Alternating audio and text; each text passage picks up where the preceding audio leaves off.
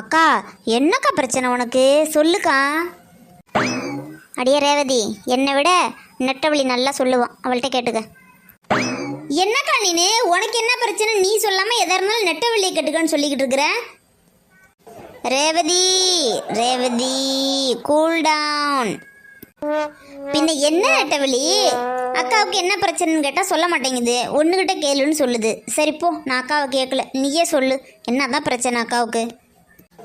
ஓ, அக்காவுக்கு எந்த ப்ராப்ளமும் இல்லை ரேவதி. ப்ராப்ளம் நோவா? சரி, நோவாவே இருந்துட்டு போகட்டும். அப்புறம் எதுக்கு அக்கா உன் வீட்டில் வந்து உக்காந்துருக்கு? அண்ணன் வீட்டு வேலைக்கு ஆள் பார்க்க சொல்லி என்கிட்ட எதுக்கு சொல்கிறாரு? அக்காவோட அம்மாவுக்கு உடம்பு சரியில்லை, அதனால தான் அக்கா வீட்டுக்கு போயிருக்கான்னு சொல்லி எதுக்காக அப்படி சொல்கிறாரு? உன் வீட்டுக்கு வர்றதுக்கு என்ன காரணம்? சரி ரைட்டு விடு, வேலை தேடுதே, அது எதுக்காக?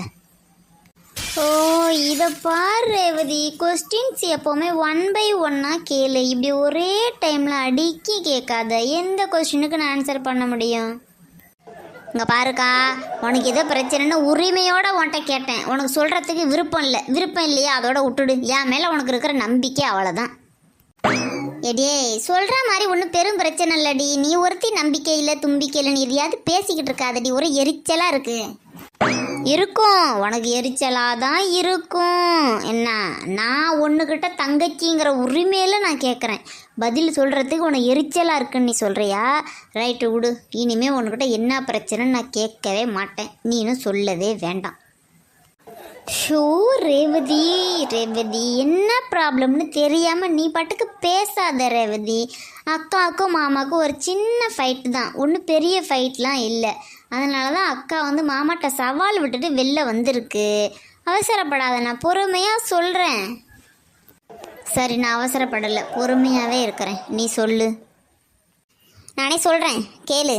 ஒரு நாளைக்கு கிச்சனுக்கு அதனால வந்தான். வரும்போது நான் புலம்பிக்கிட்டு இருந்தேன். ஐயோ, காலம் பூரா அப்படி சோத்தாக்கே நான் வீணாக போய்டுவேன் போல இருக்கே, இந்த கிச்சனை விட்டு வெளியில் போக முடியலேன்னு சொல்லிக்கிட்டு இருந்தேன்.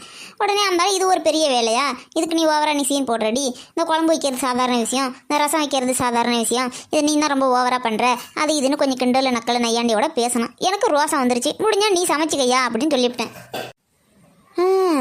சும்மா தானே பேசிக்கிட்டு இருந்தீங்க, அப்புறம் சண்டைன்னு சொல்கிறா நெட்டவள்ளி. பேசிக்கிட்டு தாண்டி இருந்தோம். இந்த சாதாரண வேலையை நீ செய்யா, உன்னால் முடிஞ்சா செய்யா, உன் பிள்ளை குட்டியெல்லாம் பார்த்துக்கையான்னு நான் சொன்னேன். அந்த மனுஷனுக்கு ரோசம் வந்து இந்த பெரிய விஷயமாடி சோறாக்குறதும் பிள்ளைய பார்த்துக்கிறதும் நான் பார்த்துக்கிறேன், சவால் விட்றேன், என்னால் பார்த்துக்க முடியும், நீ இல்லாமல் என் பிள்ளைங்களை பார்த்துக்க முடியும், உன்னால் முடிஞ்சதை பார்த்துக்கடி அப்படின்னு சொல்கிறாரு. ஏதோ கோவத்தில் சொல்லியிருப்பாரு, நீ போய் அதை பெருசாக எடுத்துக்கிட்டியா? அடிபாடி, அப்புறம் நம்மளுக்குன்னு தன்மானம் ஒன்று இருக்கா இல்லையா? அதான் ரோசத்தில் நானும் சவால் விட்டுட்டு வந்துட்டேன். உன்னால் முடிஞ்ச வரைக்கும் பார்த்துக்கையா, நான் இல்லாமல் உன் பிள்ளை குட்டியை நல்லா வளர்த்துக்கையான்னு சொல்லிவிட்டு நான் பாட்டுக்கு வந்துட்டேன். அன்னிலேருந்து புள்ள நினப்பாவே இருக்குடி, ஒன்றும் பண்ண முடியல. அந்த ஆள் வேற இப்போ வேலை செய்ய முடியாமல் வீட்டு வேலைக்கு ஆள் பார்க்கணுன்னு சும்மாச்சு கொண்டு விட்ட சொல்லி வேலைக்கு ஆள் பார்த்துக்கிட்டு இருக்கிறான். எதுக்கு இந்த வெட்டி வீம்பு?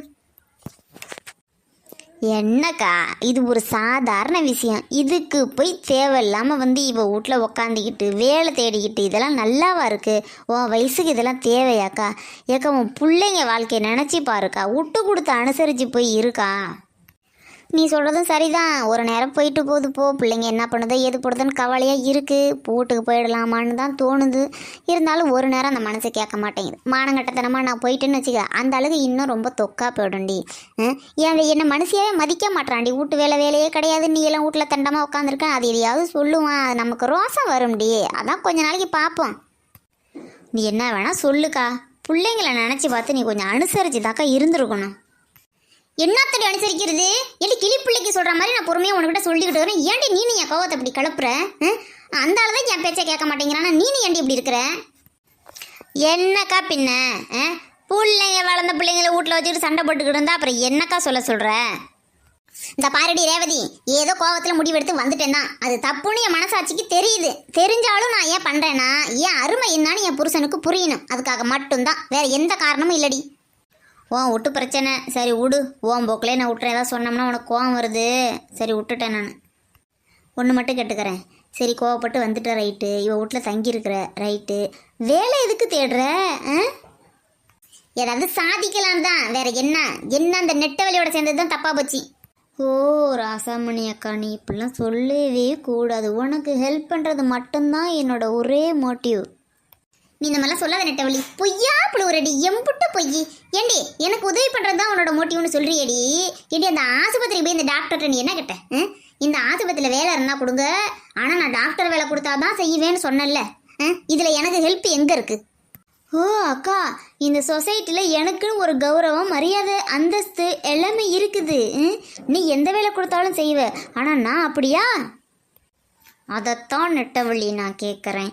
உனக்கு வேலைக்கு போகணும்னு என்ன அவசியம்? உன் புருஷன் கை நிறைய சம்பாரித்து ஃபாரின்லேருந்து அமுச்சு விட்றாரு. ஒத்த பிள்ளைய வச்சுக்கிட்டு அதையும் கொண்டு போய் ஹாஸ்டலில் சேர்த்து விட்டுட்ட.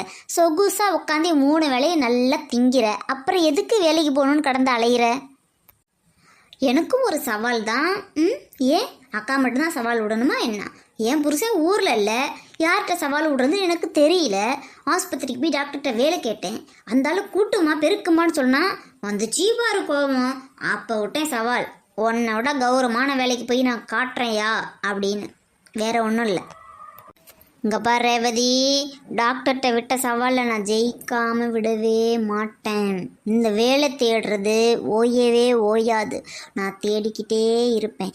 நல்ல வேலையா, கௌரவமான வேலையா, உயர்ந்த பதவிக்கு போகிற மாதிரி வேலையா கண்டுபிடிச்சி அங்கே போய் உக்காந்தி அப்படி ஒரு ராணி மாதிரி நான் வரலன்னா நீ என்னன்னு கேளு. ஐயோ, இல்லாத பிரச்சனையை உருவாக்கின பிரச்சனைக்கு தீர்வு கண்டுபிடிச்சி யோ யோ யோ யோ யோ யோ யோ என்ன நெட்டவள்ளி, ஏண்டி இப்படி பாடாப்படுத்துறையோ? அக்கா, நம்ம குடும்ப கஷ்டம் எதை வேணால் செய்யலாம்க்கா. குடும்பத்தில் கஷ்டம் இல்லாமல் வீம்புக்கு ஒரு காரியத்தை செய்யக்கூடாதுக்கா. என் குடும்ப கஷ்டம், இந்த புரோக்கர் வேலைக்கு வந்தேன், சரியான வருமானம் பத்தலை. அதனால் சரி நீங்கள் வேலை தேடுறீங்களே, உங்களோட சேர்ந்து தேடுவோம் அப்படின்னு நானும் நினச்சேன்க்கா. உங்கள் 2 பேர் காரணத்தையும் கேட்டால் ரொம்ப கேவலமாக இருக்குது. சரி விடு ரேவதி, காரணத்தை விட்டுடு. ஆனால் வாழ்க்கையில் ஏதாவது சாதிக்கணுங்கிற வெறி எனக்கு இருக்குது. என்ன பண்ணலாம்? நம்ம எல்லாரும் சேர்ந்து ஏதாச்சும் பண்ணுவோம். பண்ணி பெரிய ஆளாக வரணும்டி, நம்மளை மாதிரி ஆளாக வரணும்டி. அதான் நான் வேலை தேடுறதை நிறுத்தவே மாட்டேன். நானும் எதனாவது சாதிக்கணும். நீங்களாம் சாதிக்கும்போது நான் மட்டும் சும்மா இருந்தால் அப்புறம் நல்லாவா இருக்கும்? இவ ஒருத்தி. அடுத்ததா நான் ஸ்கூலுக்கு வேலை கேட்க போகிறேன். என் கூட வர்றது யாரு?